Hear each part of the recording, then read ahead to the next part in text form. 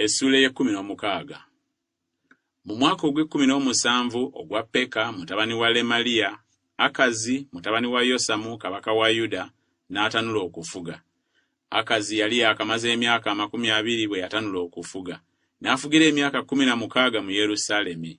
N'atakola ebyali mu maaso ga Mukama Katonda we ebirungi nga Dawudi kitaawe. Naye n'atambulira mu kkubo lya bassekabaka ba Isirayiri, n'okuyisa n'ayisa mutabani we mu muliro ng'ebyemizo bye byali eby'abamawanga Mukama be yagoba mu maaso g'abaana ba Isirayiri.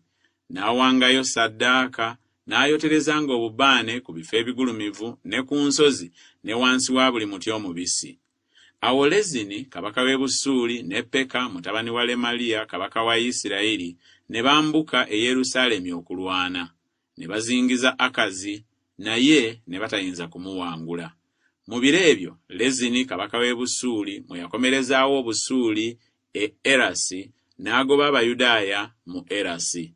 Abasuuli ne bajja e Erasi ne babeera eyo ne leero. Awo Akazi n'atumira Tigulasupireseri kabaka w'e Bwasuuli ababaka ng'ayogera nti, nze ndi muddu wo era ndi mwana wo. Yambuka omponye mu mukono gwa kabaka w'e Busuuli ne mu mukono gwa kabaka wa Isirayiri abangolokokeddeko. Awo Akazi n'addira ezaabu ne ffeeza ezaalabika mu nnyumba ya Mukama ne mu by'obugagga eby'omu nnyumba ya kabaka, n'abiweereza kabaka w'e Bwasuuli okuba ekirabo. Awo kabaka w'e Bwasuuli n'amuwulira. Kabaka w'e Bwasuuli n'atabaala Damasiko n'akimenya, n'atwala abaayo nga basibe e Kiri Natalezini. Awo kabaka Akazi n'agenda e Damasiko okusisinkana ne Tigulasupireseri kabaka w'e Bwasuuli, n'alaba ekyoto ekyali e Damasiko. Kabaka Akazi n'aweereza Uliya kabona embala y'ekyoto n'engeri yakyo ng'omulimu gwakyo gwonna bwe gwali.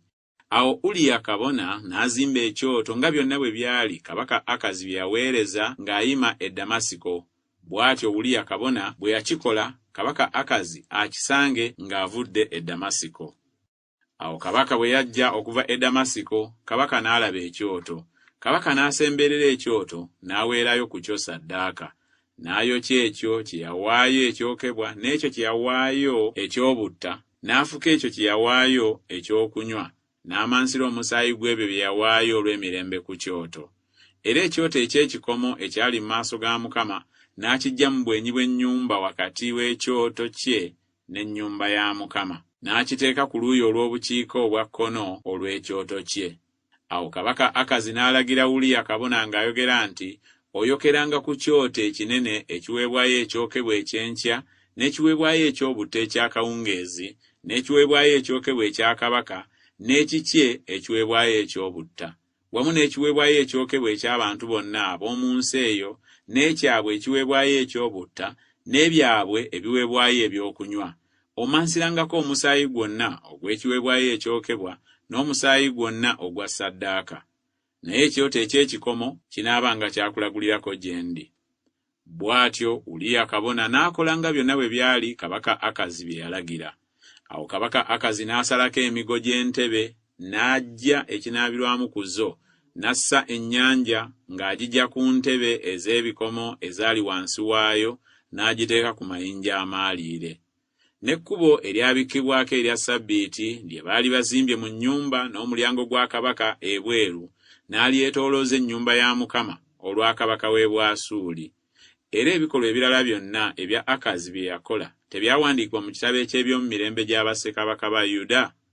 Akazi ne yeebakira wamu ne bajjajjaabe mu kibuga kya Dawudi. Keezeekiya mutabani we n'afuga mu kifo kye.